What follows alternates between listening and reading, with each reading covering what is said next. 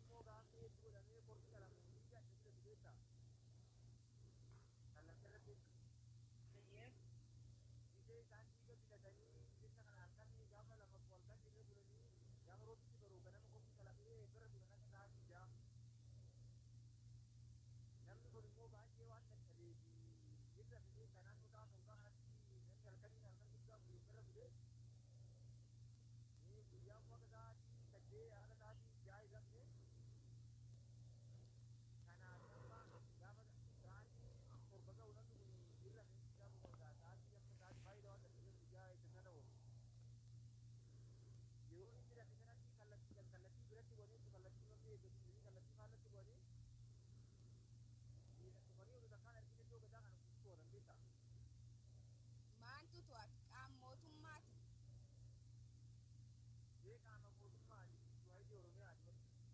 Ajjeecha golgoleessituu abbootii gadaa Oromoo barsiiftota seenaa Oromootiif dhaalchiftoota aadaa duudhaa ganamaa abbootii gadaa Oromoo Harrayyuu irraa raawwatan kan mootummaan karaa miidiyaalee isaa mormachuun gara shororkeessa ABO shaneef dhumaatii har raawwatee jira.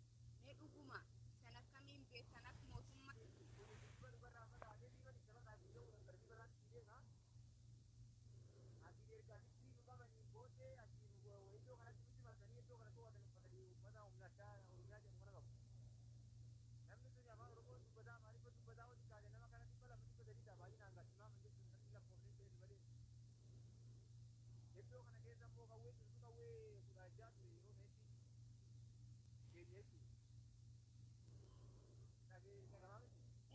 dhaga'amu sun dhaga'uu jira.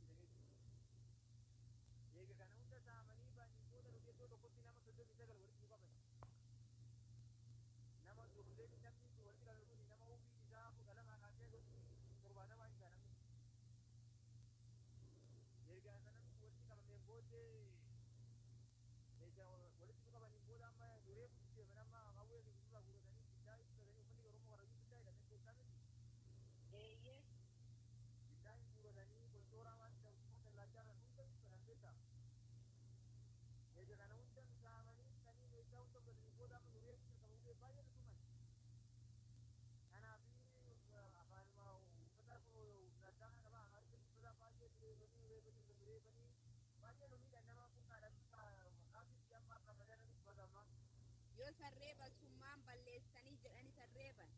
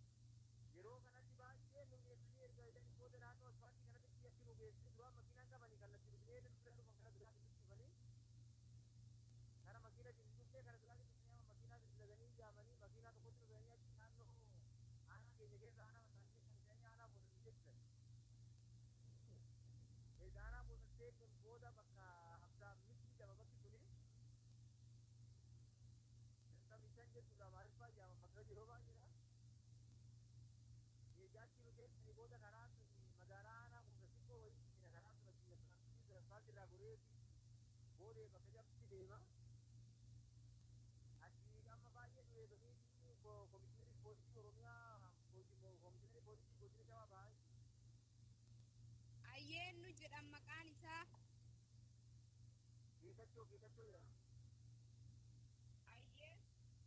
Inni immoo namicha abbaa gurguddiidha abbaa gadaa kana hordeessu beektaa. Amma isaa hordeeganii geetachoo nuti maal beekna waa'ee isanii maal beeknaa maaliif nu rakkistanii nuti warra gadaatii iddoo gadaa eeggataa jirra. Nuti immoo karaa rakkoon fuuma isa irra dheeraa baay'ee fagoodha. Ni ganda lama sadiitu nuti jira bakka sanii waa'ee isanii beekumsa hin qabnu. Nuti shalee wanta jedhamu gaa uummata shalee jedhamu kanaa hin beeknu. Uummatuma Oromoo beekna maleedha. Jireen amma abbaan gadaa kan rakkoo jiru. Jennaan ati manaan keessu shaleedha maal waraqaa godina cimaa baatatti garsiisee waraqaa asirratti darbii waraqaa irraa bu'eetu du'eera qaama inni. Erga ijarratti darbatee booddee amma warri kunuunsi hin barbaade sodaam diibisiin dhufee namni diibisiidhaa makiinaan baay'ee lafa guutee amraan nuti. Naannoo sanaan gubbaa qabamnee warra keessatti immoo nu tursiisee naannoo sana deemee isin nu baasee asfaaltii biratti nu bu'ee atiin immoo bakka kanaa basuutti nu agarsiisu jaamee asitti bu'ee absaamitti sadii amma kanarraa nu buusee dhaabee baay'ee kana nu baafatee baay'ee nu buusee amma kenee kana himaa ishee baay'ee nu reebee erga kana hunda duratti raawwateen booddee karaa amanya absaamitti sanii karaa boodee jedhu kanatti koo wayii jirti kanaa boode kallattii sanitti nu deemee bakka golboo jedhamti dhagaa ture golboo bakka jedhamtu wayii iddoo amma jiramni itti gotti raawwatee namni kanatti beekudha namni jiraatu. Ayyee bakka suniin nammeeqattu dhum. Bakka sanitti namni bakka lamatti jiraatu fo'anii nama 23 bakka tokkotti fo'anii nama 16 bakka tokkotti nu fo'anii namni 16 kun qawwee 16 kun kakaanii qawwee 16 kana isaa shanee jedhanii waan wajjin sinna jedhanii immoo kuusan duratti dubbatu namni kun 16 shanee nama 16 qawwee wajjin qabne jedhanii haasa'uu jedhanuu nama 16 erga itti nuffatan booda abbaa gadaadhaa hin baasanii qaanii jedhanii duratti dubbatan maqaa qabu keessaa eebbee dubbachuu keessatti achi jira maal jedhanii turee kanadhee banii booddee nama 16 bakka tokkotti qabanii nama 23 bakka tokkotti nu fo'an. Bakka tokkotti nu fo'an booddee nama 16 kana amma halkanaa'ee jira naannoo yeroo amma jiru kanarraa yeroo isaanitti jedhu yeroo kana kara naannoo isaa tokkotti yeroo sibiila naannoo xixiqqaa shantamii wayii naannoo isaa tokko kan egaa yeroo amma nu bidaatti garaatti sanii qawwee nu nu dhaabanii yeroo isaan qawwee nu bidaatti sana boo nu qawwee nu bitaadhaan sababiinaadhaan jireenan jennaan isaan tokko sina bira jira innis bakka akkasii wayya nu bitaa malee sababiinaa jeen jaabdu jeen nu beera. Ati bakkamii jirtam war 16 hamma war 24 heessa qoodan. 16 war 16 keessa takkaan warra mana gaaratti dabaas malee 16 war 16 keessa takkaan warra mana gaaratti dabaas malee. Bag waaqisi baasellee meduu bakkamii bahuu dandeettati.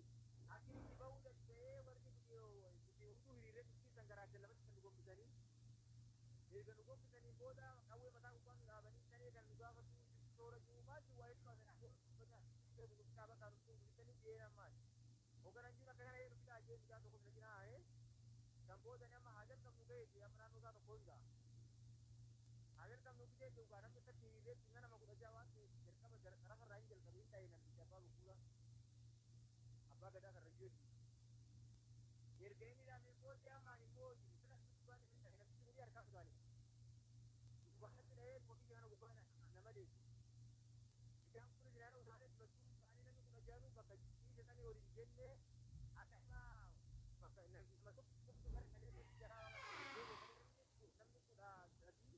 akka nama rafetti akkumatti gadi gombifamee dhufe gaafni jeeree furuu booda jeeree fakkii Ayyee duguuggan suukaneessituun akkanaa hungolee Oromiyaa mar keessattuu bifum kanaan raawwatamuu jira. Ammoo hankaaddi tochaan abbootii gadaallee dabalatee ajjeechaan golgoleessituu Oromoo Harrayyuu irraa tahan uummate akkamitti ibsatu. Uummanni kun egaa wanti nuti hafee jiru gadaa balleessanii bitanii namni gadaa keessatti namni amma namni lubbuudhaan nama 23 argine namni 16 keessaa nama 2 qofatu nuti ba'e nama 3 maltuu dhaqee nama 5 qofatu hafee iddoo irratti Harrayyuu duratti dirmsee dhufe malee warra gadaa keessatti jiru. Hundi gadaa biraa nama 23 kan akka ammaa lubbuu isaanii du'anii jiraatanii hin beeknu nama 23 kana du'anii jiraatanii isaanii hin beeknu nama 16 kana keessa nama lamaan qofatu hafee kanaaf guddaa sanyii